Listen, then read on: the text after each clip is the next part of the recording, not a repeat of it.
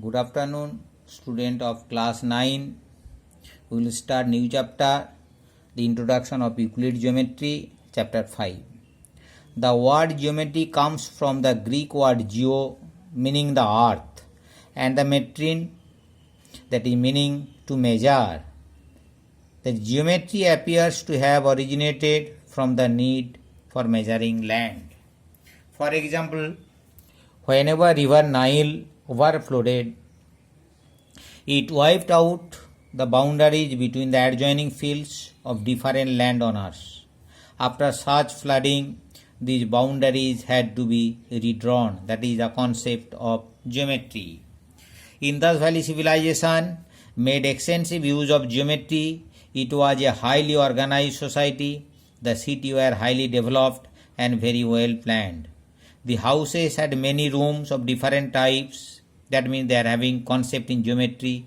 This shows that town dwellers were skilled in mensuration and practical arithmetic.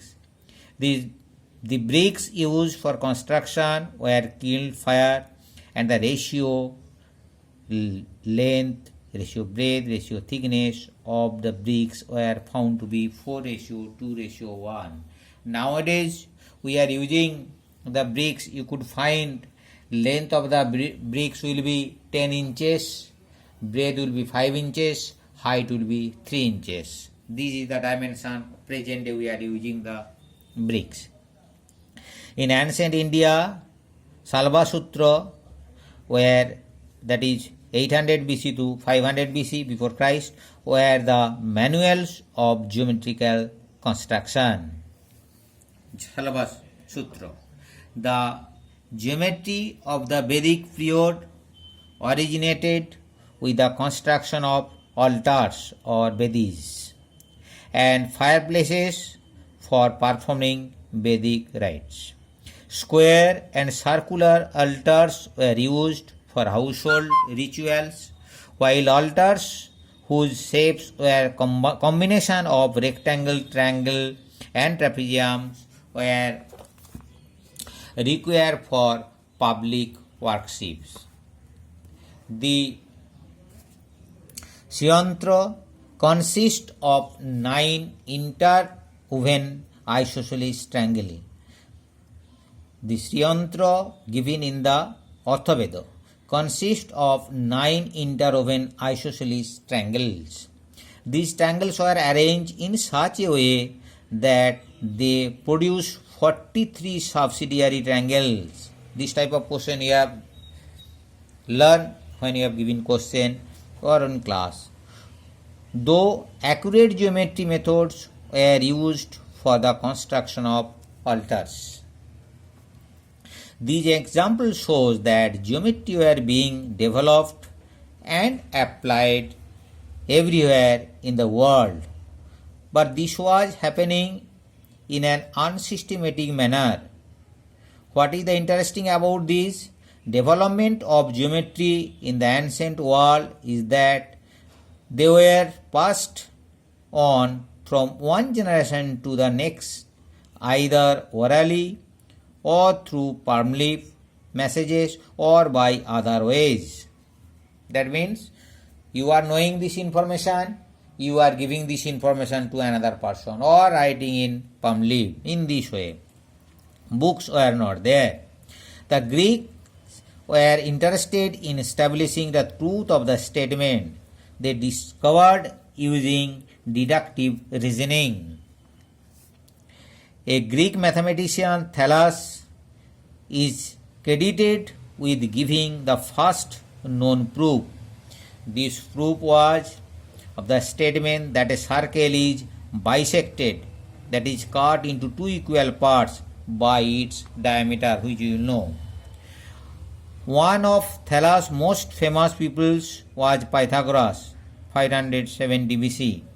Pythagoras and his group discovered many geometric properties and developed the theory of geometry to a great extent.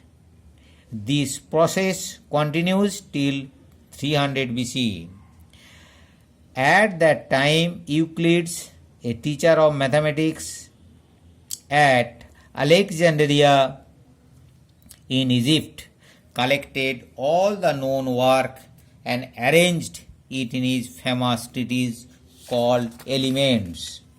That means this time Euclid collected all those results and have written in his famous treatise called Element. He divided the element into 13 chapters, each called a book. These books influence the whole world's understanding of geometry for a generation to come. The Greek mathematician of Euclid's time thought of geometry as an abstract model of the world in which they lived. The notion of point, now we are giving some geometrical term. Notion of points, line, plane or surface and so on were derived from what was such around them. Around them we are living where around side we are getting this type of term. From study of the space and solid in the space around them, an abstract geometrical notion of a solid object was developed.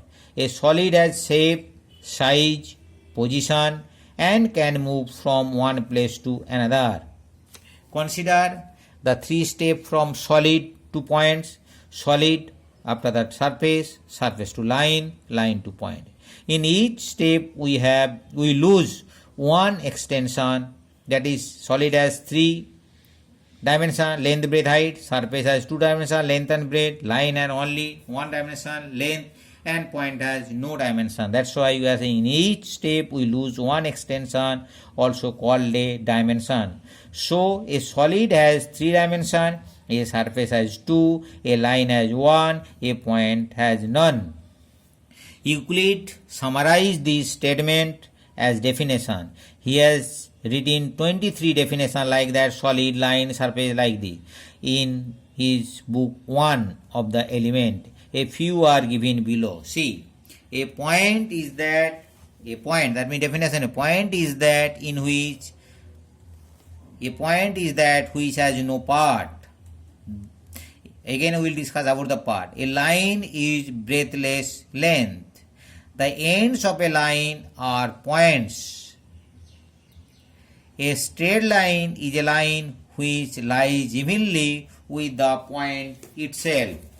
That means what we are getting here definition, that is a point is that in which has no part, and a line, that is definition, a line is breadthless length, that the ends of a line are point, and a straight line is a line which lies evenly with the points on itself. Next, a surface is that which has length and breadth only. Next, the edge of a surface are lines. Edge of a surface are lines. A plane surface is a surface which lies evenly with the straight line on itself. That means these are the definition he has given.